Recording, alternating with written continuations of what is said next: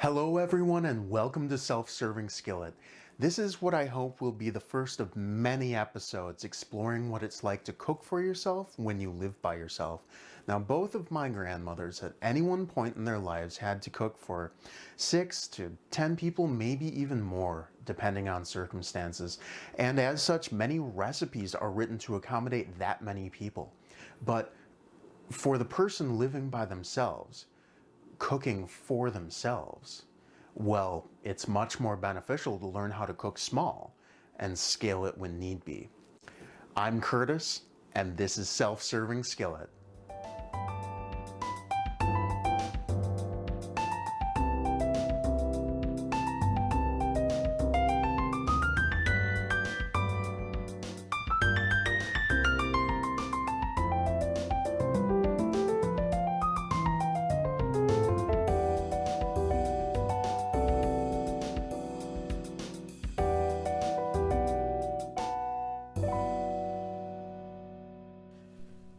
For this recipe, we're going to need 2 tablespoons of butter, and you want to start this first so it has a chance to cool. Whenever I start a new stick, I cut it up for ease of measuring and lack of dishes. I'm going to add that to a cold pan and turn it on low. You can use the microwave if you want, but as you'll see throughout this series, I'm pretty much only working with the stovetop. Next, I'm going to grab what I believe is the most essential kitchen tool for breaking down a recipe into a single serving, the scale. If you don't have one, get one. I'll link one in the description. To the larger of my 2 bowls, I'm going to measure out 150 grams of whole milk. Classic, fluffy pancakes use buttermilk for a reason.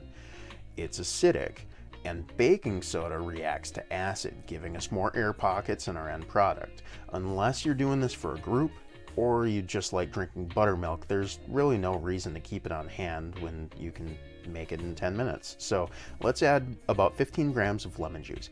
And yes, I'm aware that liquid should be measured in milliliters, but when you're cooking this small, it's really close. So give that a stir and set it aside while chemistry takes place.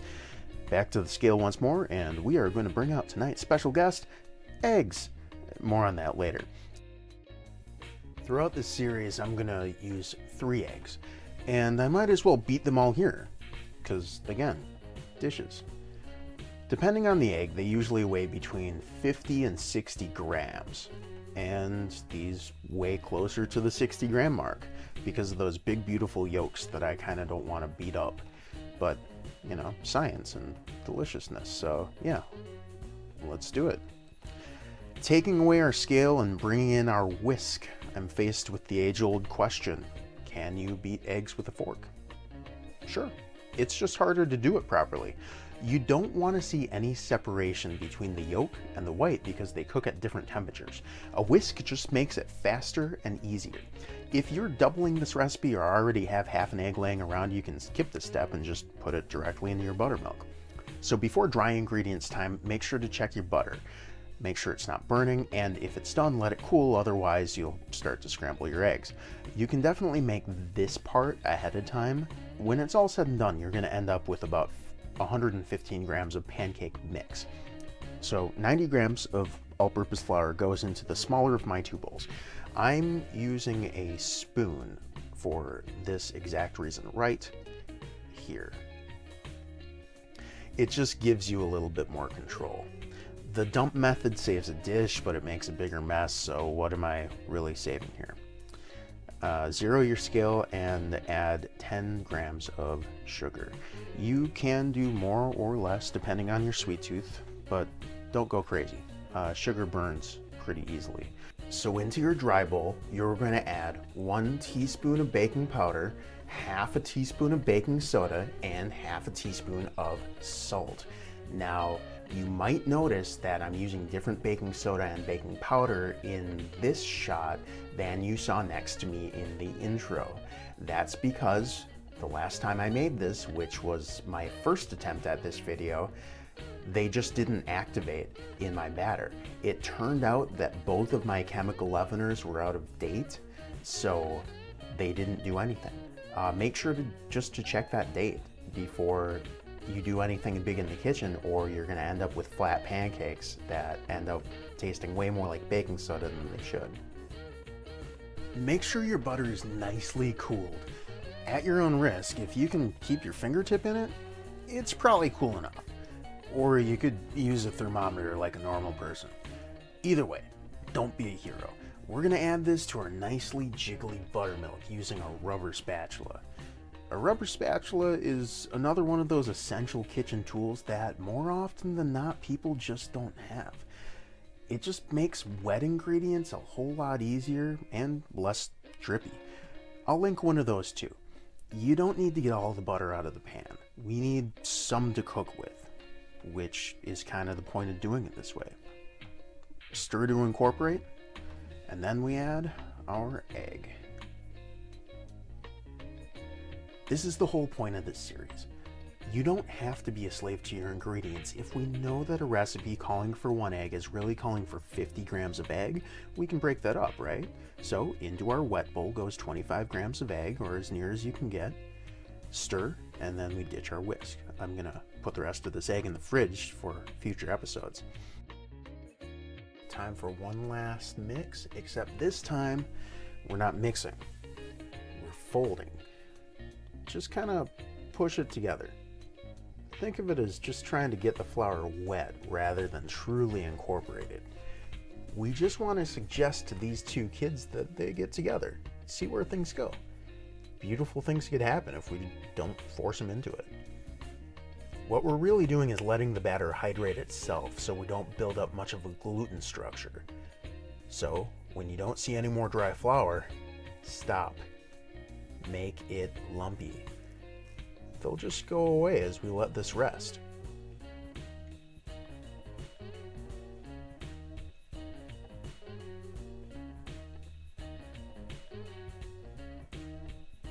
It's about 20 minutes later and I want to preheat my pan. True medium is best, 375 Fahrenheit if we're being fancy. And the only other consideration is with which apparatus do I flip my pancakes? This guy is fine for most things in the kitchen, but as we'll see later, surface area matters, so I'm going to use this grilling turner to, well, turn them over. And now, what is probably the most important step, the tester pancake. This is going to tell me everything I need to know about how to get the best out of my batter. See how it's not exactly sticking to itself? It's really only holding itself together by sheer force of will, and that's exactly what we want. Our baking soda and buttermilk has made this super light and fluffy before it even saw the skillet, and now we're going to activate the baking powder by adding heat. Round shouldn't be your goal. These are going to go where they want to go. You can try to form it with the spatula, but you're really just deflating what we've spent all this time blowing up. You want it bubbling in the middle, but you also want to see some browning on the sides. This is part 67 of our delicate dance. Too much browning with too little bubble production and you'll end up with burnt pancakes. Too little browning and by the time you have some good bubbles going, your pancakes won't lift because all the baking powder will have been activated. When they don't feel jiggly anymore, it's time. So this tells me two things. My heat's a little high because of the browning versus lift theory, and I need to support my pancakes better in the middle because the crease from flipping is very present and let out some of my air.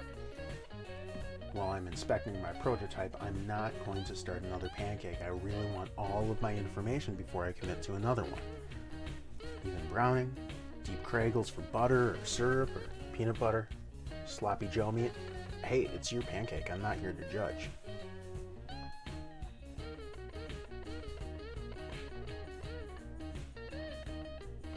But let's see how it tastes. Little sniff test.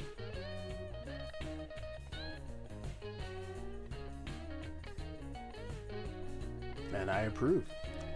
Beautiful buttery flavor. It rides that line between sweet and savory. Good texture. I need to up the fluff factor, so I'm going to turn my heat down a little bit. The only other complaint I have is that maybe my grilling turner's too thick. I'm fine with that, but I'll be exploring my options for future videos. And that's all that cooking is anyway. We make it, we eat it, we ask ourselves, how can we make it better next time? Rinse and repeat.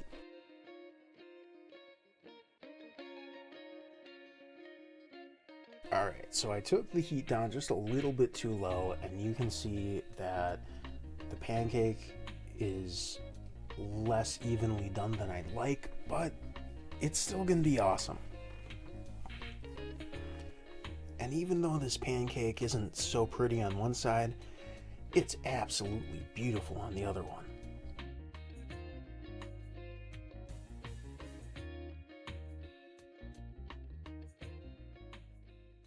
Maple syrup continues to be one of my favorite sweeteners for most things, but on pancakes, I tend to like a fruit preserve.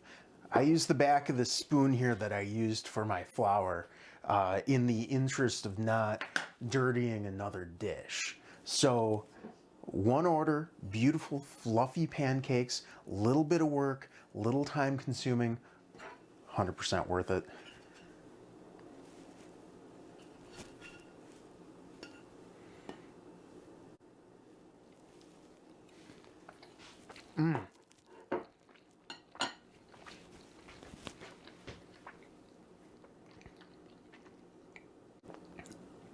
They're so fluffy. They have a little bit of lemoniness to them because of the lemon we used in our buttermilk, which I'm okay with the fruit preserves. They really kind of complement one another. If you don't want that lemon flavor, you could use white vinegar to bring up your buttermilk. And if you didn't have another use for that other half of egg, you could just scramble it and eat it with breakfast. That's completely fine. Or you could join me next time on Self-Serving Skillet, where I show you how to use that other half an egg.